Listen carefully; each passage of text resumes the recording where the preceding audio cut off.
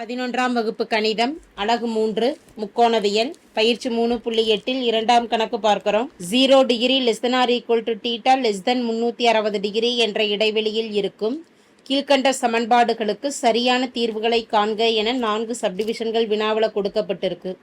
0 டிகிரியிலிருந்து 360 degree வரைக்கும் இருக்கக்கூடிய ஏற்புடைய அனைத்து கோண மதிப்புகளையும் நம்ம தீர்வுகளை கொடுக்கலாம். முதல் சப்டிவிஷனில் கொடுக்கப்பட்டிருக்கக்கூடிய சமன்பாடு sin 4 power X equal to sign square X. இதை சுருக்கி எக்ஸுக்கு என்ன மதிப்புன்னு கணக்கிடணும். வலதுபுற மதிப்பை இடதுபுறம் கொண்டு வரலாம். Sine power 4 x minus plus sine square x இடதுபுறம் வரப்போ மைனஸ் சைன் ஸ்கொயர் எக்ஸ்ன்னு எழுதிக்கலாம் ஈக்குவல் டு 0.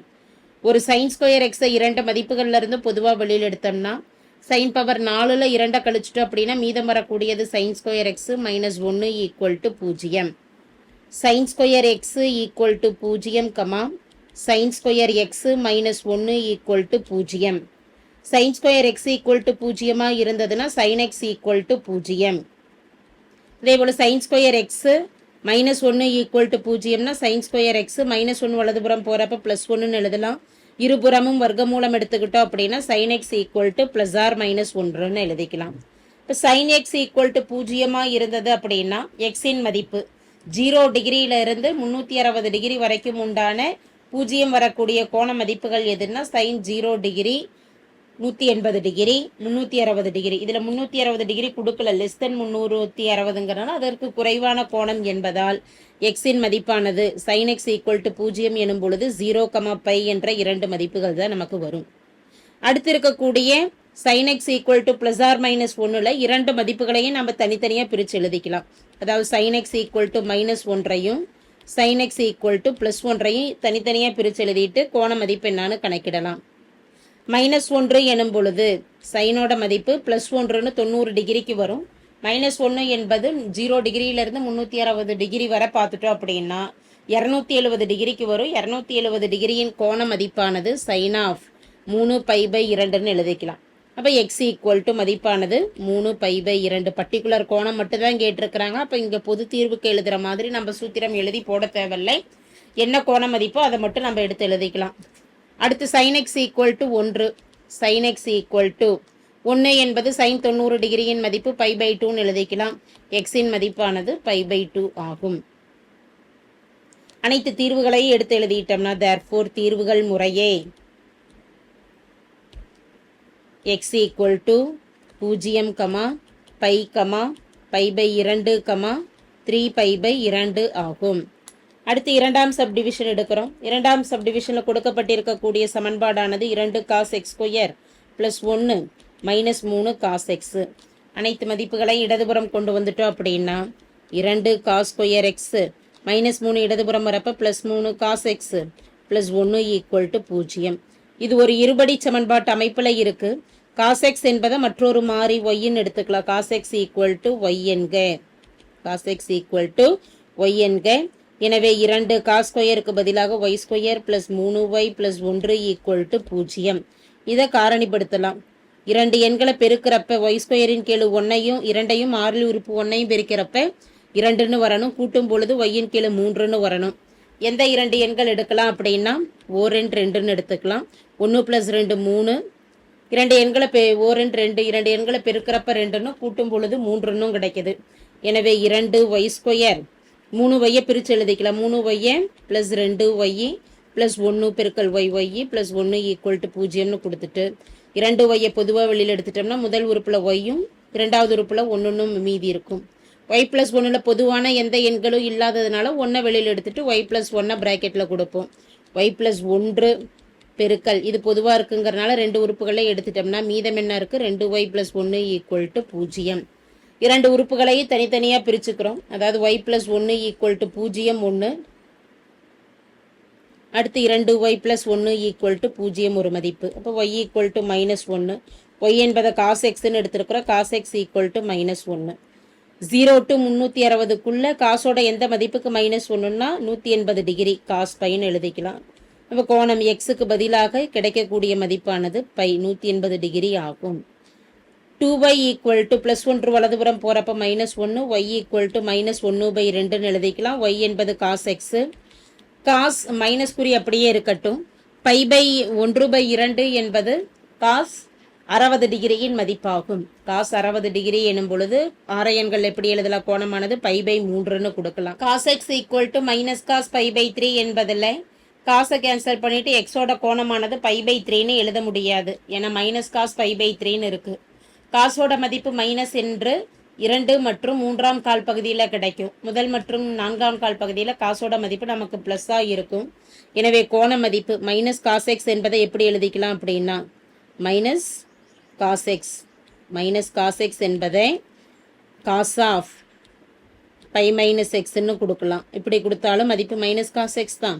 அதே மைனஸ் காஸ் எக்ஸ் என்பதை cos of pi plus x அப்படின்னாலும் 180 ப்ளஸ் தீட்டா 3ஆம் கால் பகுதியிலையும் காசுக்கு மைனஸ் காஸ் எக்ஸ்ன்னு தான் வரும். இந்த 2 நிபந்தனைகளையும் நம்ம பயன்படுத்திட்டு கோணத்தின் மதிப்பு என்னன்னு எக்ஸின் மதிப்பு என்னன்னு கணக்கிடுறோம். அப்போ முதல் ஒன்று cos x equal to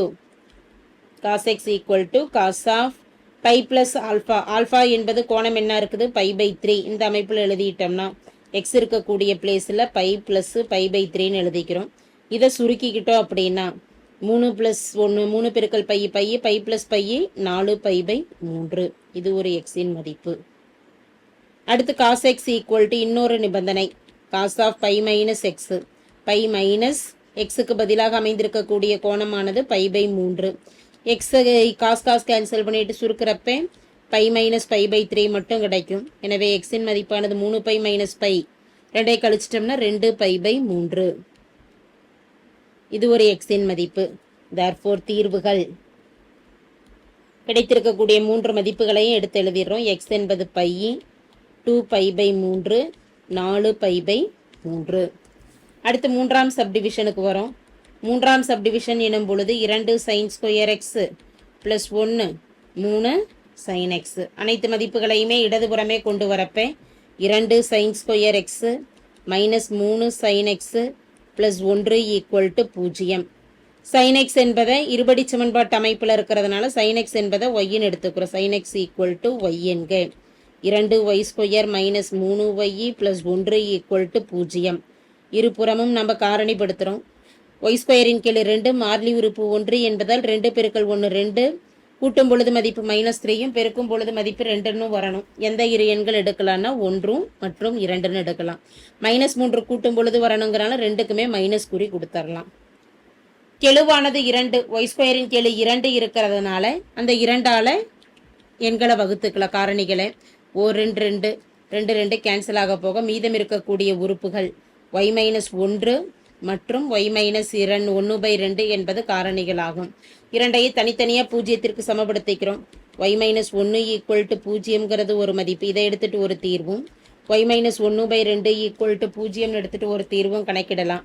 y equal to -1 வலதுபுறம் போகிறப்ப +1, y என்பது sin x சமம், sin x ஈக்குவல் டு 1 என்பது சைனோட எந்த மதிப்புக்கு உண்டான மதிப்புன்னா 90 டிகிரி π/2ன்னு கொடுத்துடலாம். எனவே x ஈக்குவல் டு மதிப்பு π/2 ஆகும். அடுத்து -1/2 ஆனது வலதுபுறம் போகிறப்ப +1/2 ஆகும். ஒய்க்கு பதிலாக sin xன்னு கொடுப்போம். 1/2 சைனோட 30 டிகிரியின் மதிப்பு 30 டிகிரி எனும் பொழுது ரேடியனில் π/6 சைன் ஆஃப் 30 டிகிரியின் மதிப்பானது 1/2 ஆகும்.